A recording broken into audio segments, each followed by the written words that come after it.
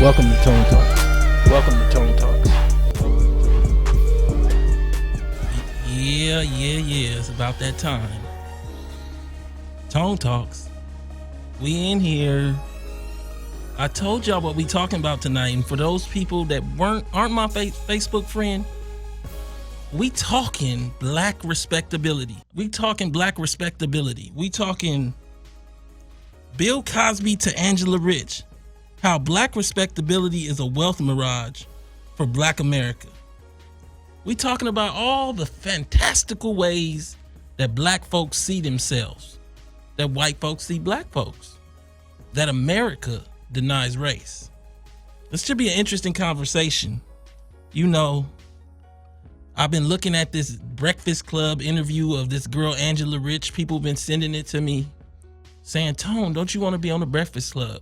No, I'm on Dash Radio, Dash Talk app, Tone Talks. Or you can go to my YouTube, Tone Talks. Call in is going to be 323-879-4445. I got some explosive stuff coming next week. Big article I wrote on Fortune that's going to come on fortune.com early part of next week. This is part one of a two-part show. Next week, we're going to have Professor Darity on the radio. You can ask him questions. We got a big report coming out next week. Oh, man. People better hide out. Everybody that's talking about financial responsibility and stocks and bonds as a way to close the racial wealth gap, they better duck and hide because we coming next week. But before we come, let's have a bit of a discussion of the backdrop of how we got here. Let's have a discussion about some of the things that are going on around us, like Miss Angela Rich and the Breakfast Club and Charlemagne. Y'all know my history with Charlemagne. We're going to talk about this. So let's go through the questions. You know, we set it up by question. I kind of go through this thing where I just bounce this thing off of you guys as you guys call in. You can go to the Dash Radio app again, go to YouTube, join the discussion, use the super chat. Be part of this discussion. Oh. We're gonna get it going today. So essentially, you know, what I feel like is happening is we as a group are using a lot of race as a hideout. We aren't necessarily looking at things and understanding our role in this thing, our place in it all. We just kind of make it up as we go that everybody has the same opportunity. But that's ahistorical. That's not real. That's not what really happened in this country. And part of the reason I feel that happened is none other than the Cosby Show. You know, was the Cosby Show a real reflection of black life? Was it positive? Did you know the house they showed that the Cosbys lived in was worth $1 million when they moved in?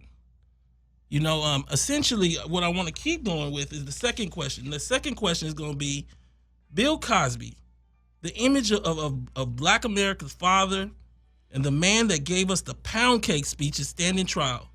What are your thoughts on the Cosby Show? Being caught in the shadow of mass incarceration for decades, it fought to avoid. So here you got the guy that didn't want to hear the Cosby Show, that didn't want to hear mass incarceration, didn't want to hear about crack cocaine. You know, you got this guy facing trial now. Everybody looking at him just like any other black man. Oh. Eventually, you know, we're going to keep on rolling here. And, you know, I want everybody to call in because we're going to get this discussion going. And as we go to the second part of it, what we're going to talk about is Angela Rich. You know, the young entrepreneur that came on the Breakfast Club saying nothing that really made sense about wealth. Does her app even make sense? You know, y'all can go get it. Credit Stacker. I checked it out. I'll give my opinion in a second. Right over the beat, I'm going to give my opinion. Number 4, is bootstrapism an answer to the racial wealth gap for black America? Number 5, we'll be covering in our coming report, me and Darity and Hamilton. Oh, is there too much myth in black economics? Is there too much myth in black economics? Number 6, can black America answer the lack of wealth without government action? Does group economics work for a group with no wealth and no production in an Amazon America? Meaning like an America where Amazon basically will give you and bring you anything. If not, what can work? What are we gonna do here? I think everybody's looking for a solution, but we out here trying to fix a problem. First, you gotta know what the problem is to get to the solution. But let's go back up to the top. So we talking, was the Cosby Show a real reflection of black life? You know, was it positive? You know, y'all might recall 2 years ago, I think it was Ebony. You know, Ebony did this article, Can the Cosby Show Survive? Should it? This is right when all of the allegations broke. Since those allegations broke, to be relatively fair to Bill Cosby, it's come out that Harvey Weinstein and the rest of Hollywood was involved. That doesn't change his responsibility in regard to whatever allegations might come to be, but it does change the framing, because initially it seemed like it was just Bill. Now, what I want to say is, I want to read a section from that Ebony article, because it was a great article. Go read it if you can. It's titled, again, The Cosby Show. Can the Cosby Show survive? Should it? You know, they pulled it off of TV Land. Nobody was watching it. It was heavy for a while for the Cosby Show. So for 8 seasons on NBC, 5 of which it was the country's most watched program. Understand what we're talking about here. We're talking about an America that really had a lot of white folks that didn't even know black folks watching a black family all of a sudden. So contextually, you have to ask the question of how powerful that was, but what did the black family have to project for that to make that happen? This is an interesting conundrum. So it says 5 of which it was the country's most watched program, according to Nielsen ratings. Cosby's portrayal of Heathcliff Huxtable, a physician, loving husband, and doting black father, reinforced the widely held virtues of the nuclear family. A lot of black people that grew up in single-parent households learned who a father was through Bill Cosby, for the good and the bad of it. You know, on one hand, he was always home, always there for his kids. On the other hand, that wasn't the Bill Cosby that we saw decades before doing black specials teaching America about blackness. So what we ended up with is this reality. I was watching this special where Bill Cosby kind of explained it. And what he said is he had to bring himself down to size so that everybody could digest him in white living rooms. That's why he had to be silly. That's why he had to be, you know, that's not the Bill Cosby that you see off camera. You know, he was 6'4". He had to make himself digestible for white America. And in doing that, you know, we got this great image of a black father that's home, but I don't know how complete it was. And so we keep on moving on in this article, because it was well written. If not also unwittingly, this is referring to Bill Cosby and Heathcliff Huxtable, illuminating the hazards of respectability politics. The notion that if black people simply act good and behave, the world at large will treat them as such. And this is what the show is. It's about the conundrum of thinking that we are our own worst problem, that we don't work hard enough, that we don't study hard enough, that we don't save enough. And this is why black people are stuck in the position that they're in. Again, if you want to call in 323-879-4445 to join the discussion, looking forward to having this dialogue. I think this is a powerful discussion because post-Cosby, you know, before Cosby, you had Good Times, and I've talked about it before. And during the Good Times era, James Evans, when he was on the show, he was basically kicked off, to my understanding. He represented a different kind of father. Stern, didn't take no mess, poor. And I think a lot of black folks didn't like seeing that reality, even though it might be more reflective of their own father. So what happened was, you know, Bill Cosby saw a void and created this other kind of father. And I'm not saying that people didn't have that father. I'm not saying that. But I am saying that I need to give you context on wealth to understand the Cosby Show. I need you to understand that wasn't nobody talking about no $1 million in 1983 and 84. It took $75 million to make the Fortune 400. I said that before, in 1984. understand what I mean is $1 million was like impossible. It was like, I can't even explain how unreal that number is. And the reason why it's important is what you see is that initially, as I understand it, the Bill Cosby family, the Huxtables, were in a different home, and they moved into this brownstone. This is the problem, though. The brownstone was worth $900,000.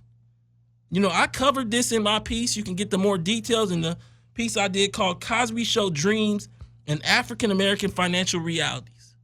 What I showed, and I'll read it to you so you can kind of get an understanding. While viewers believed the Cosby clan lived in Brooklyn Heights, the real home was located at 10 Leroy Street in the West Village. In 1984, a Brooklyn Heights brownstone would have gone for around $700,000. A Brooklyn Heights townhouse would cost $5 to $7 million today. Giving this context, in the early 1980s, normal home loans were given at a rate of about 15%. A loan of this type would have been likely considerably higher. In addition, a prospective buyer would have to come with anywhere from 10 to 20% or more of the home value as the down payment. On the low end, this Huxtable family would have had to put down $100,000 in cash and paid a mortgage of $8,000 a month in the early 80s. This would be the equivalent of an $18,000 mortgage today. Oh, that's like putting down $400,000 or some crazy number. Black family, a doctor and a lawyer. This is the problem, is like, we just think about money like it's static. And we think about money like it's colorless. But the nation and the data shows us that it isn't. It's moving and it's really white. Let me say that again. It's moving fast, meaning money, and it's really, really white. I've shared the data before with you. You know, there's 83 million white homes. Approximately 13 million are worth $1 million or more. 870,000 are worth over 12 million. Out of all of black families, 20 million black homes, we got about 370,000 black families worth $1 million or more. Almost all older people, 1.1, 1.2 with their pension in their house. So how real is it then to show a black family living in a multi-million-dollar house in the 80s for everybody to get a context of blackness? See, and I think that this is an important discussion because black respectability relies on a certain fantasy, I believe. A fantasy that America was different and is different than it is. We're going to get deep today. I look at this thing and I look at black economics and I have to question, how did we get here? I have to ask the question of, how did we get to the point where we refuse to see ourselves in the mirror? Where we really just want to have an escape hatch. You know, I continue on with this thing, and, you know, I did a piece called Cosby Show Dreams and African-American Financial Realities. And what I said is, let me say this, you can't deny the positive impact that the Cosby Show did have on so many young African-Americans, let alone the introduction of black people to white people that had no interaction with black people. They started seeing, because this was for it to be the most watched show, white people were watching this every week. But the question becomes, at what cost did that leave black America? Because were white people watching a black family, or were white people watching a black family that made them feel good? And where we're at now is this era where we start to look at this thing, and what we see is, as I said and I'm gonna share a section with you from the Cosby Show Dreams article. Yet, despite this positive impact on the exceptional black individuals' acceptance into white America's psyche because of the show, it may have done the opposite for America's ability to relate to the average black family struggles that resulted from a legacy of Jim Crow and slavery. For a generation of white Americans that had little contact with black America in daily life, the apathy Thursday nights with the Huxtables created towards the experience of black struggle has been understated. The idea, if Cliff Huxtable did it, you can too, rang loudly in the expectations of black progress. So, you know, you look at this thing, and for so long, Bill Cosby avoided gangs. He avoided crack cocaine. I mean, this is in the middle of crack cocaine ravaging neighborhoods across the country. I've shown that to you in my documentary, Freeway Cracking the System. This is in the moment of mass incarceration rising to its height, which is the very irony of Bill Cosby, everybody's dad, being caught in the shadow of that now. The imagery of him behind bars is something else. So what you see is we all have to deal with this thing called race. I don't care how high you fly.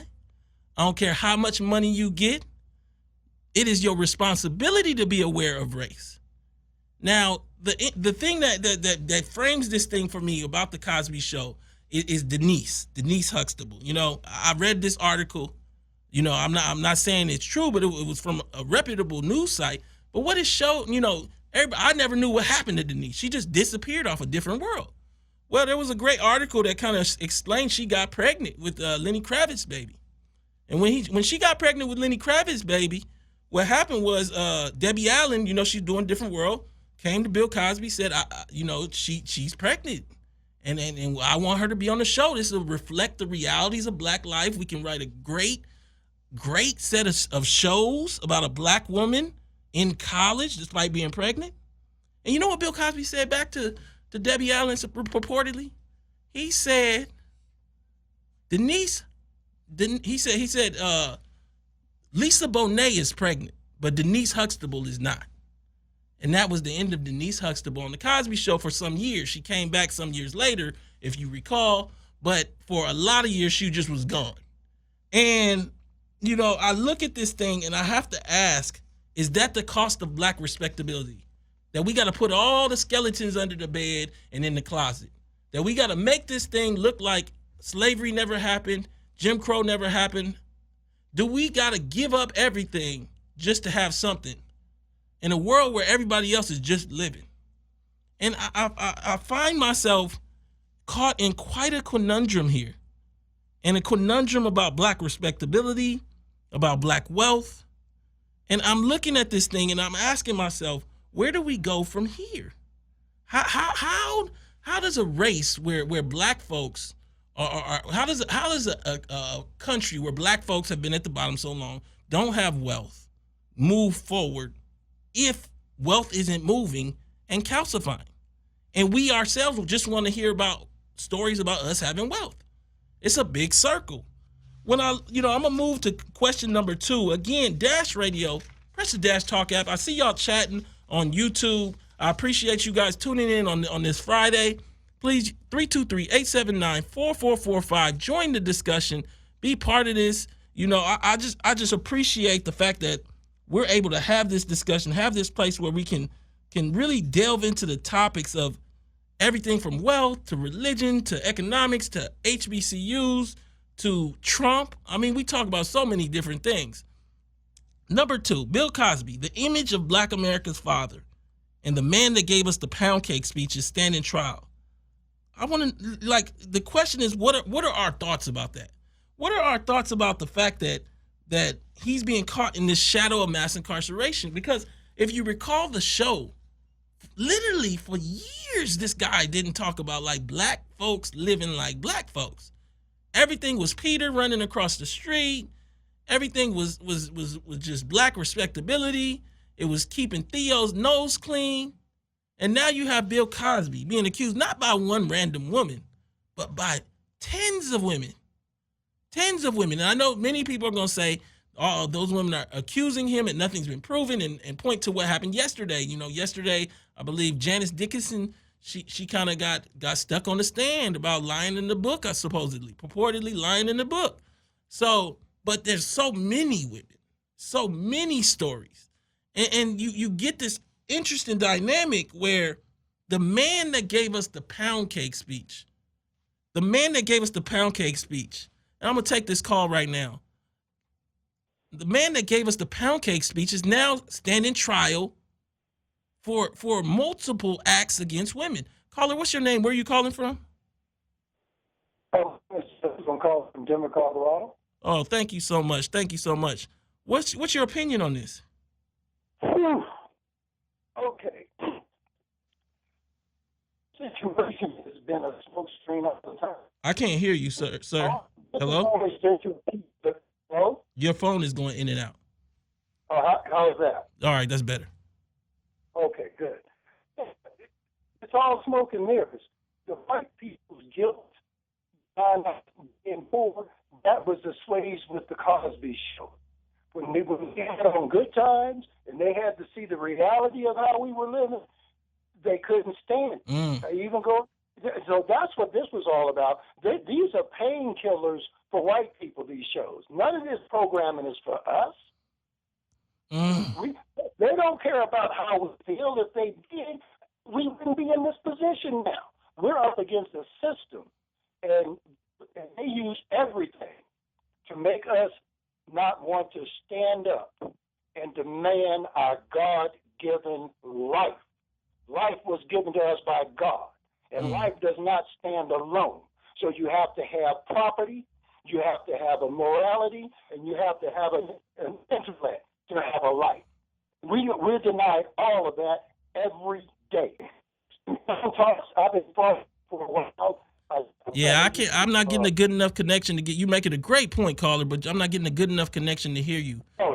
So I'm gonna have to let you go right now. Sorry, caller. Oh, damn. Sorry, caller. You're gonna have to call back when you get a better signal. So look, this is the thing. This is the thing. So many different ways. What I think is happening is black folks are frustrated because white folks did us wrong. But then we gotta ask the question, how many of us played a role? This is part of it. When I say played a role, I mean when Roseanne came back on the air talking about she's a Trump supporter, were you first in line to watch the first show? Or were you understanding of maybe that shouldn't be on in your house? These are the questions that we have to ask ourselves. I feel like in a lot of ways what happens is we kind of make it all up as we go. And as we make it up, we don't want to see the data. And now we're getting to the point where people like myself, Sandy Darity, Darity Hamilton, we're bringing data to your doorstep, and the data isn't pretty. And the reason why the data isn't pretty is because the situation isn't pretty. The historical reality, the present day reality. I kind of wanted to touch on Bill Cosby because, he gave us this Poubd Cake speech, known for that. You can go Google it. And in that speech, he talked about black people needing to work harder and pull their pants up, and all these black boys. Understand, black boys are not incarcerated at a rate of 8,000 to 10,000 per 100,000 because of not pulling their pants up. Black boys are incarcerated at that rate because Mississippi jails have been paid to actually house them. I was actually asked questions by the Huffington Post in an article where the warden was mad because he wasn't getting enough prisoners. He was promised more prisoners like they products, like they Twinkies or something. How you promise somebody that somebody gonna do a crime in the future? Come on. When you look at the data about like CNN, I think 2 weeks ago, 1 in 5 black men weren't incarcerated. Oh, come on, man. Rain, thank you so much for the super chat. Please share this. Use the super chat, tonetalks.org to get articles, to be abreast of everything that's going on with me. Oh, I'm trying to just bring this dialogue. 323-879-4445 to join the discussion, be part of this. Again, we're going to go into Angela Rich in a second. But before we go into her, I just wanted to finish up with Bill Cosby, because I think that in some ways what's happening with Cosby is we're seeing our own image be shattered. We had an idea of who we were, of where we were going, of how high we could fly. All we got to do is send our kids to college and it's going to be all right. And none of that is happening. Kids coming home from college and having to move back in. I'm talking about good colleges. UCLA, USC, Howard, having to drive Uber after college, having student debt they'll never pay off because of how the system has rigged it up. This is not about choices. This is about a reality of what wealth calcification means for the rest of us. The kind of gamesmanship they do with student loan bankruptcy, and how by that gamesmanship, the student loan place doesn't have to negotiate or deal with you on fair terms. Let's take the next caller. Caller, what's your name? Where are you calling from? You got to turn your background down. Hello? Hello, caller? Let's take the next call. Caller, what's your name? Where are you calling from? Dion from Minnesota. How you doing? Thank you so much for calling in, Dion. What's your opinion on this? My opinion is that Bill Cosby did a great job as a performer, and I believe that we can achieve those things, but it takes hard work. You know, he was a doctor, his wife was a lawyer, you know, so that means go to school, really study and make things happen for yourself. For some people, it's going to take 2 jobs, you know. I think that it's possible, but we've been brainwashed by the same media that we are addicted to. So it's a double entendre. Caller, let me break in here for a second. In less than a week, I'm gonna have a piece that comes out with the best economists in this area, or in the nation at least. And what he's saying is that nothing that you just said leads to closing the racial wealth gap. What you think is the answer is what we were shown was that a doctor and a lawyer in 1984 could get together as black folks and buy $1 million house. That was impossible in 1984. Now, I'm not saying that a doctor and a lawyer can't happen that are black, but in today's world, that couple will likely carry hundreds of thousands of dollars in student debt.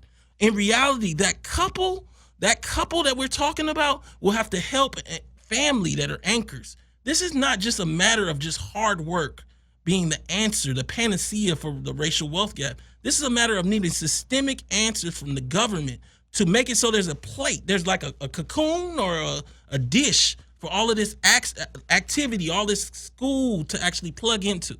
I don't know if that makes sense.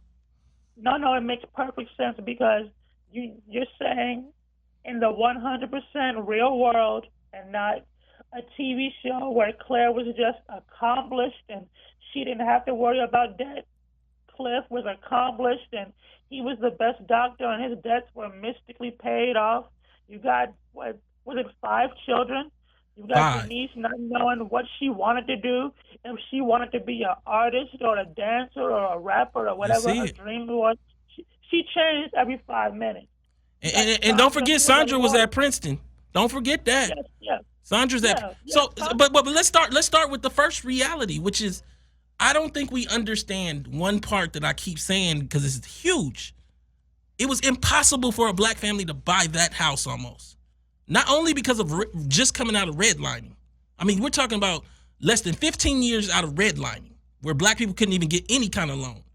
And we're talking about a $700,000 house, which was, I don't even know how to give equivalency to people to have them understand because there's no 2% loan. It was a 15% loan. And you had to come with $100,000 down in 80s money, which is like $500,000 or $400,000 today. I'm saying all that. If you had the money, they still could have denied you because you're black. Yeah. So, I mean, and they moved into this mixed neighborhood. What I'm saying to you is I totally get, let's find a middle ground in the sense of, I think black people as a race need to be part of productive behavior, school, work, everything like that. But the government has to force school and work to treat you right. What do I mean? These for-profit schools can't steal your money. What do I mean? Uber can't make it so that work isn't worth working. I'm saying that we have to create a push on government where we get an environment where black folks, just along with every other poor person as well, is treated well enough and fair enough. Is there any last thing you want to say to the audience? No, I'm just glad that I called. I love listening to you on Fridays. You have a great point. I love your co-host when she pops up. I just think that it's sad that all this time and we're still chasing our own tail, you know? Yeah, I agree. And thank you so much for calling in. You know, you can thank you so much for calling in. What I'm gonna say to you, Juanita just said it's not just about the house. What's interesting about the problem with that is that the primary asset that most American families, black or white, have is their house. You can't live here and not know what here is. This is the problem with not knowing data and not knowing the realities. It is about this house. This house was everything. Let's take the next caller. Caller, what's your name? Where are you calling from? Danny from St. Louis. Oh, thank you so much. Let me finish this point, Danny. What you don't understand is as somebody saying it's not. I'm not talking about you, Danny. I'm talking about somebody in the chat. When you say it's not just about the house, you don't understand that the house is the access point into the neighborhood and the community. Black folks aren't just black because they black. You got to read the color of law. They were placed in the worst areas in every city, in every neighborhood, in every part of this country. So to portray a black family that all of a sudden didn't have to deal with redlining as the main image of black families was a shuck and a jive away from the reality of race. I'm gonna let you say your point. You don't have to speak to that. Just say your point on all of this topic. Okay. Well, first of all, I did read The Color of Law. It was an awesome book. And then I read Toxic Inequality and a bunch of other things. I love what you're doing. My quick point was that I fell into that dream with everybody else of watching The Cosby Show and thinking, hey, if I go to school, I will have a house like that. If I go to law school, I'll be just like Claire. I'm going to have all this stuff. And we just haven't been honest with each other about what it takes to live like that, about how you need that generational wealth, how you need those down payments so that even if you make a good living, you still won't be able to afford that house because your grandma would need to have given you some money or somebody else from your family to help you out. So let's call it what it is. Let's call it what it is. Your grandma needed to be white. It's a trip because the hard part about doing this discussion is the space doesn't really have somebody like me in it. When I say that, I mean, I'm not just guessing on the data. I'm doing like the report I have coming out next week. I believe it's going to be monumental. I'm gonna put it on that level because it's never been a summation on. We're gonna deal with every myth. Next week I'll have Sandy Darity on my show, Professor Sandy Darity. You can look him up. Professor at Duke University, one of the leading intergenerational economists in the nation. And what I think is interesting for me is that I know for a fact that most of what people are saying doesn't make a lot of sense. It just feels good what they're saying, and the reality is, whether you talk about hard work or higher education or emulating minorities, which I'll talk about, other minorities or celebrities, none of that stuff closes the racial wealth gap. We're in the middle of wealth calcification that hasn't been seen since the Gilded Age, which is the Depression with the robber barons, the Carnegies. And I don't think we're ready for what's about to happen. When that's what harvest boxes, coming back to Donald Trump saying food stamps go away, harvest boxes instead, that's what it looks like. Your sister gets a harvest box to eat. And so, caller, I want to let you finish your point on what you think about black respectability politics or the Cosby Show. And I'll get into Angela Rich in a second for the audience with Breakfast Club. All right. My other quick point was I've noticed so many things with the title diversity now and the way that we hire people. Diversity has expanded so much to where if a company needs to hire somebody diverse, they can get a lesbian, they can get somebody else. They can get someone that's a native from India to come in and they say, oh, look, now we've checked that box. Now we've got diversity. And so I think in the 80s, we had a lot more affirmative action policies and all these other conduits, these ways for black people to get in and to get that money to where we believed it was possible. And it's so obvious now that we're not going to be in the same position that our parents were in, that it's really sad. So that was it, but thank you. Oh, no, thank you so much for calling in. I appreciate it. What I want to do is I'm going to go to commercial break for a second, and when I come back, I'm going to deal with this Angela Rich and the Breakfast Club. Stay tuned in, Dash Radio, Dash Talk. What up, y'all? We back. Tone Talks, part 2. So this is the second part of the show, but this is a 2-part show, basically. Lead into a big report got coming out next week. Please check for it on Monday about the 10 myths to close the racial wealth gap. We just coming. We coming.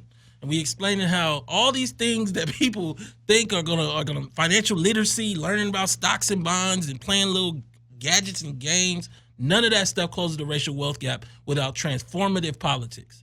You talking about eating straight icing. You ever seen somebody go to a birthday party and just eat the icing? Just get full on icing? It ain't even icing, it's the sprinkles. Let me say that. Just give me all the sprinkles on the top of the cake. You can't do nothing without no cake.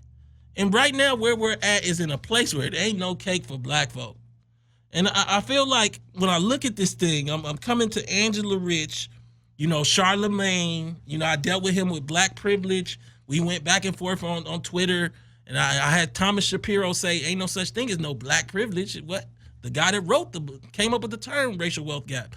And so, like, what I'm looking at is, the question is Angela Rich, the young entrepreneur that came on the Breakfast Club, saying anything that makes sense?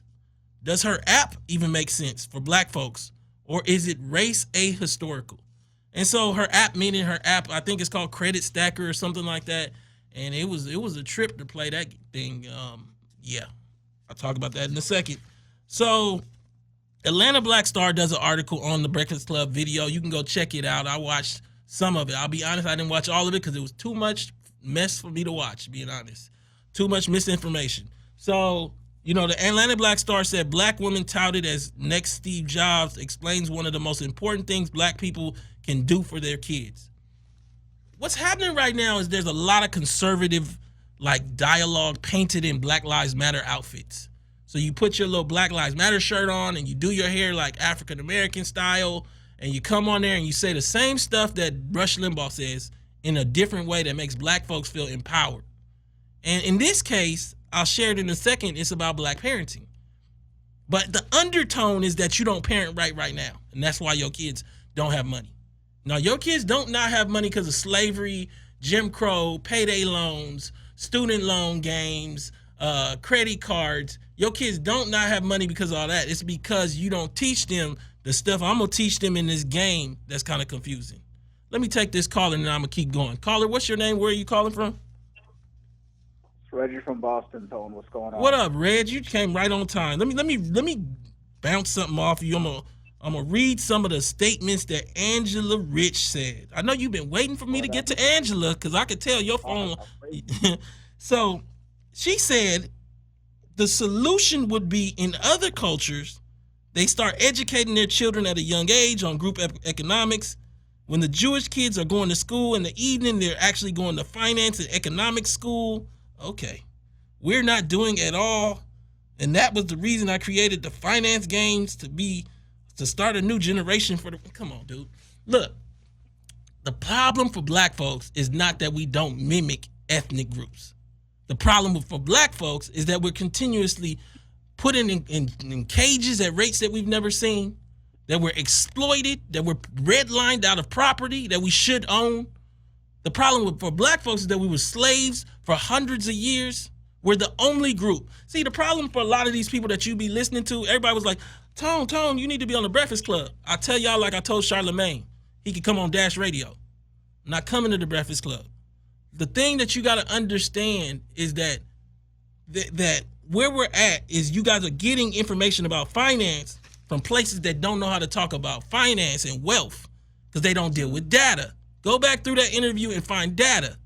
My problem right now is that misinformation is making you feel good, but it's not making you much better in your politics. Reg, what's your take on Angela Rich? Because I'm going to get back to her in a second. Oh, yeah, she's definitely a problem. And like you said, she doesn't know nothing. I mean, again, people have stated before, but I'll state it again. When you control for income, when you control for wealth position, black people actually edge out whites in terms of savings, in terms of thrift. It's not a question of financial literacy. We know how to save. We're just shut out. And where'd you get that from? Where'd you get that information from? I gotta send you the link on that, but I'll find that. But blacks save in terms of the rate at the same or even a little bit more than whites. But again, when we enter the financial markets, the interest rates are so high, the fees are so high that for the same exact product that you get, that a white family gets over the course of the loan or whatever financing they give, you actually pay more for the exact same product.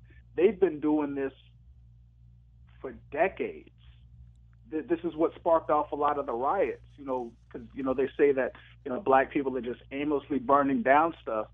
They targeted, businesses and stores that were actually exploiting black people for charging them higher rates of interest and all kinds of crazy fees. Yeah, they had the whole lawsuits about black people that could actually get traditional loans were pushed into subprimes. And this is the issue, you know.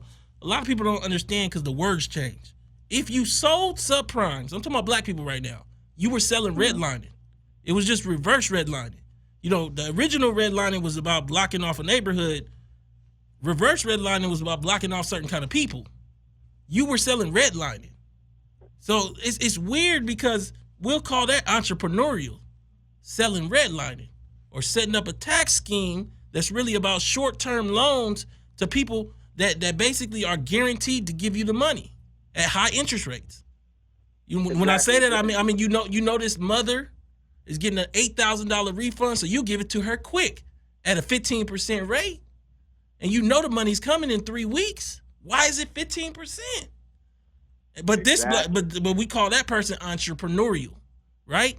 Yeah, I just think definitely not entrepreneurial. Well, you know what they are is predatory, black or white.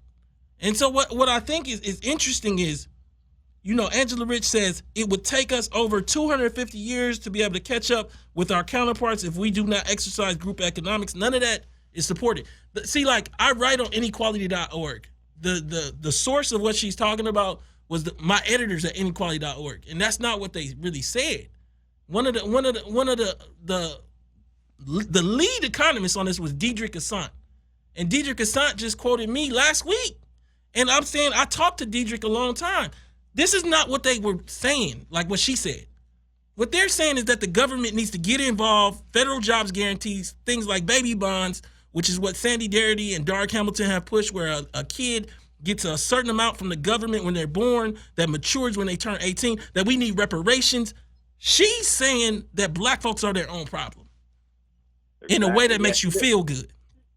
She's saying that in 250 years, while wealth is calcifying, so the gap is getting wider, we gonna fix it with group economics. In a nation, again, that I've shown that we don't own any rural land. You know, 6 white families own more rural land than all of our race. And this isn't just because we ran from the South. We were ran out of the South. So stop telling yourself that. The reality is that blackness has a cost in this country. There was a great article in City Lab, I believe, the 100-year penalty for blackness. The young lady that went to the Breakfast Club should read that. She told us about her grandma, but what about the rest of the grandmas? What about the other grandmas? And you know, Reg, I want to get you to give your last opinion on her, on Bill Cosby, whatever you want to talk about. Yeah, just, I mean, in terms of, you know, Angela, you know, she's trying to, you know, push this book and push these group, you know, economics, but, you know, like she said in the interview, when she started writing the book, you know, she wasn't even for reparations, heard nothing about the Freedmen's Bank or all of these, you know, so-called, you know, respectability and what we're supposed to do to move ahead, that we've been doing that since the 18th century. You know, since right after the Declaration of Independence, black folks was doing that. So she doesn't know enough to talk to any black people, you know, and in terms of, you know, Bill Cosby, you know, I was kind of sort of, you know, came up under a Bill Cosby type, you know, in terms of my father being a doctor. But what they don't understand, you don't have the access to wealth. He didn't even pay off his college loans till I graduated high school. We're talking almost 2 decades. Yeah, and what's going to happen now is a lot of blacks are not going to pay them off at all, Reg. Exactly. Reg, I appreciate you calling in. I'm going to take this next call and give everybody a chance. I always appreciate you tuning in. Again, tonetalks.org to subscribe, to donate, and please share this around the web. Caller, what's your name? Where are you calling from?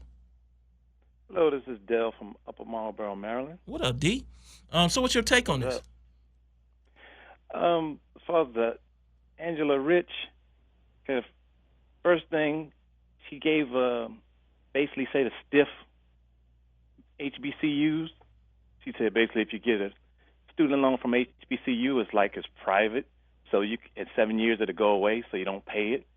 Then another thing. Wait, no. Explain that again. Say that again. Where'd you get this from? Her interview on the Breakfast Club. What'd she say? She said if you get a student loan from an HBCU, technically it's a private loan. So if you don't pay it at the 7 years, it drops off your credit. No, let me say that. Let me tell you this about the student loans. They right next to taxes. Student loans used to be able to bankrupt student loans, which you should be able to do now, like regular house loans and everything else. They treat that like indentured servitude now. You can't get rid of that without unless you just crippled or something like that. So I disagree with that if she said that. Go ahead. Right. So she said that. And then secondly, she is paying a $600 car note for a Mercedes. Thirdly, she's saying she wants investors. We should invest in her app, but the minimum investment is $50,000.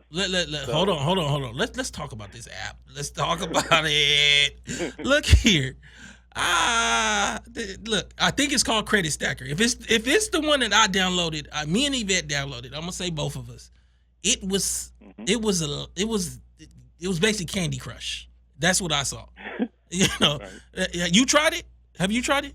No. Oh, it was like Candy Crush, and then there was a lot of her writing messages that ain't nobody gonna read because they playing Candy Crush. And then she better watch out because Candy Crush might come. You know, because you small now, but you can't just do a Candy Crush app.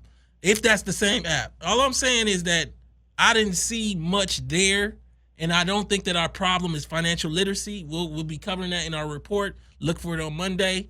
Financial literacy is not the panacea for the racial wealth gap. What we need is transformative government. We don't understand what government does, and we don't understand how government created everything that is the Black America that you know. There is no Bill Cosby. There is no doctor, no lawyer. There is no black home ownership. There's no black home ownership without JFK in 1963 signing an executive order saying the FHA can't redline no more. Understand that. Understand that without affirmative action and programs like that, there is no space for Bill and Claire to live on their own. Understand that. Understand they never showed us if these people were on their own business. Claire, I think she worked at somebody's business. I mean, you talking about $1 million house, 5 kids, $1 million life, and you ain't telling us how the money coming in the house. This is a piece of the story. Wouldn't you agree? Agree. Oh. Totally. You want to give a last opinion on this? What I was thinking about, maybe a little off topic, was a voting strategy. Instead of, if we don't have a candidate that's going to, advocate for us, we should have the same write-in. And it could be totally made up, be like, I think, let's kind of give me something more on this topic, whether it's Bill Cosby or Angela Rich, so that we can tie this in. I'll come back and do a show on a topic of that sort sometime soon. You got anything on Bill Cosby you want to talk about or say? Well, Bill Cosby, as far as his court case, is just, to me, is just, he just got caught up in some sex stuff, and they trying to get him. I think him trying to portray the father figure and then going and cheating on his wife, I think that's what he's more guilty of than a lot of what they're saying, because I don't think, even though he was famous, a black man could get away with raping that many white women back then. I got my own theory. I think that, Bill Cosby got caught up in his own imagery and thought he had transcended blackness in a way. And he actually had it for some time. It's just the shadow got him. For a long time, Bill Cosby wasn't black like us, like anybody else walking down the street. For those people, if you ever eat with it, like somebody who's celebrity, like a real celebrity, they really don't deal with the same stuff we deal with. Because everybody know they got money, so they get the grade A treatment and everything. He got caught up in that. And now the chicken in some way came home to roost. Whatever is real, hopefully that comes to light. And if it isn't real, hopefully that comes to light too, like we had heard yesterday with Janice Dickinson. Thank you so much for calling in. I'm going to keep rolling here. Thank you.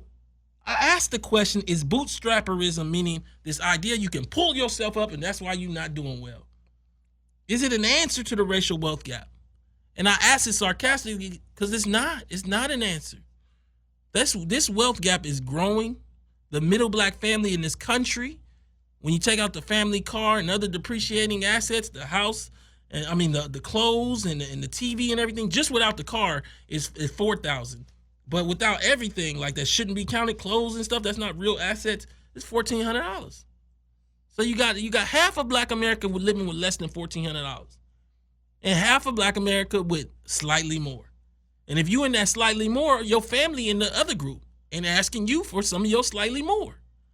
Anchors and balloons. That's not the reality of white life. White life has a lot of balloons.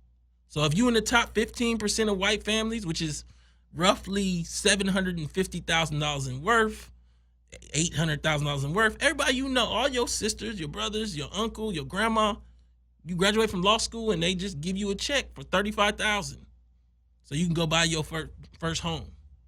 This is real. And for those people that say not all white folks, as you get into the upper echelon, the lawyers, the doctors, it gets really common.